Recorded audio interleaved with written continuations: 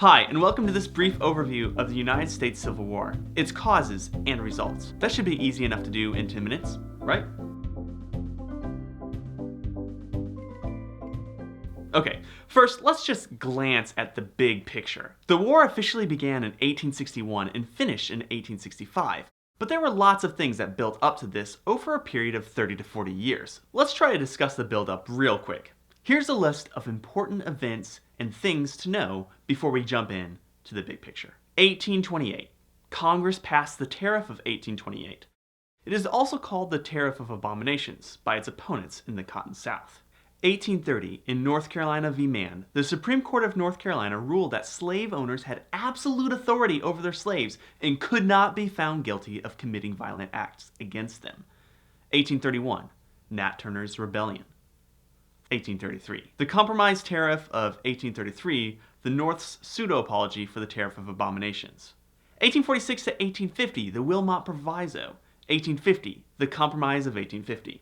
1854 through 1861 was Bleeding Kansas. 1857 was Dred Scott v. Sanford. 1859 was John Brown's Raid, and those are just some of the political issues going on. Economically, the North and South differed in nearly every way. The North was growing in urban populations, people who lived inside of cities, whilst the Southern population remained largely dispersed. The northern states were increasingly industrialized and had 5 times the number of factories as the South, as well as 90% of the nation's skilled workers. The South's economy depended heavily on agriculture and international trade. Therefore, tariffs and import duties weighed extra heavily on the South. Tobacco and cotton were especially important to the economy, so weather also impacted their GDP, which was less than half of that of the North.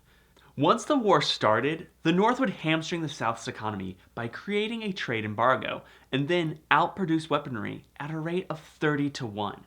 Population-wise, the North contained 2.5 times the number of people, which would mean a vastly outnumbered Southern force. So, now that we've gotten some of our general issues out of the way, let's start a war. Many people will say that the Civil War was all about slavery, but that's only partially true. Yes, some Southern leaders argued it was, men like Alexander H. Stephens, who said, "Our new government is founded upon exactly the opposite idea. Its foundations are laid. Its cornerstone rests upon the great truth that the Negro is not equal to the white man. That slavery, subordination to the superior race, is his natural and normal condition. This, our new government, is the first in the history of the world based upon this great physical, philosophical, and moral truth." But as with every story, there's more than meets the eye. You see, some Southerners argued it wasn't so much about slavery as it was about the North pushing them around politically and saying they were not allowed to leave the Union. They argued that just like when the colonies revolted against the oppression of Britain during the American Revolution, the Southern states had a right to revolt against the oppression of the North. Now, you may be wondering, what oppression are you talking about? The Southerners are the ones with the slaves. Well, the South argued that the overtaxation on all their internationally traded goods, the increased centralization of the government, decreasing the power of the states, and the general ridicule for Southern culture was an affront that should not have to be endured. Simply that the machinery of the federal government under which we have lived and which was designed for the common benefit has been made the means of despoiling the South, to enrich the North. The workings of the iniquitous tariffs under the operation of which the South had, in effect, been reduced to a dependent colonial condition, almost as abject as that of the Roman provinces under the proconsuls. The only difference being that smooth-faced hypocrisy had been added to robbery, inasmuch as we had been plundered under the forms of law. We are, in fact, fighting for independence. General Raphael Semmes. The South believed that the Constitution amounted to a contract that could be left freely by a state, since it was originally entered into freely by the states. To which Lincoln unequivocally said, "No. I hold that in contemplation of universal law and the Constitution, the union of these states is perpetual. It follows that no state upon its own mere motion can lawfully get out of the Union." President Lincoln. So let's talk the major moments of the war. April 12th, 1861. Southern forces fire upon Fort Sumter in South Carolina.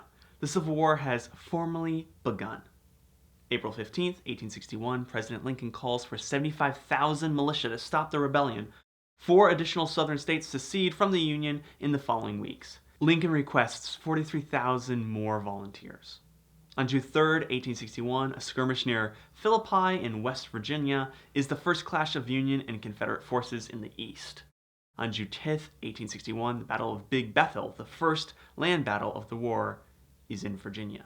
June 20th, 1861, at the culmination of the Wheeling Convention, what later became West Virginia, officially separated from Virginia. July 21st, 1861, the Battle of Bull Run, or First Manassas, where Thomas Jonathan Jackson becomes Stonewall Jackson. August 10th, 1861, Battle of Wilson's Creek. The Confederate victory emphasizes the strong southern presence west of the Mississippi River. August 28th through the 29th, 1861, Fort Hatteras at Cape Hatteras, North Carolina, falls to Union naval forces. This begins the first Union efforts to close southern ports along the Carolina coast. February 6, 1862, surrender of Fort Henry, Tennessee. The loss of this southern fort on the Tennessee River opened the door to Union control of the river. February 22, 1862, Jefferson Davis is inaugurated as the President of the Confederate States of America. March 9, 1862, the naval battle between the USS Monitor and the CSS Virginia, or the old USS Merrimack, is the first ironclads fought in Hampton Roads, Virginia. April 24th through 25th, 1862, a Union fleet of gunships under Admiral David Farragut passes Confederate forts guarding the mouth of the Mississippi River. On April 25th, the fleet arrived at New Orleans, where they demanded the surrender of the city. Within 2 days, the fort falls into Union hands, and the mouth of the Great River is under Union control. June 6, 1862, the Battle of Memphis, Tennessee. The Mississippi River is now under complete Union control. September 17, 1862, the Battle of Antietam, or Sharpsburg, Maryland, is the bloodiest single day of the U.S. Civil War. January 1, 1863, the Emancipation Proclamation goes into effect, applauded by many abolitionists, including Frederick Douglass. There are others who feel it does not go far enough to totally abolish slavery. March 3, 1863, conscription, or the drafting of soldiers into military service, begins in the North. It had begun in the South the year before. May 1st through the 4th, 1863, the Battle of Chancellorsville, Virginia, is General Lee's greatest victory, but results in the death of Stonewall Jackson.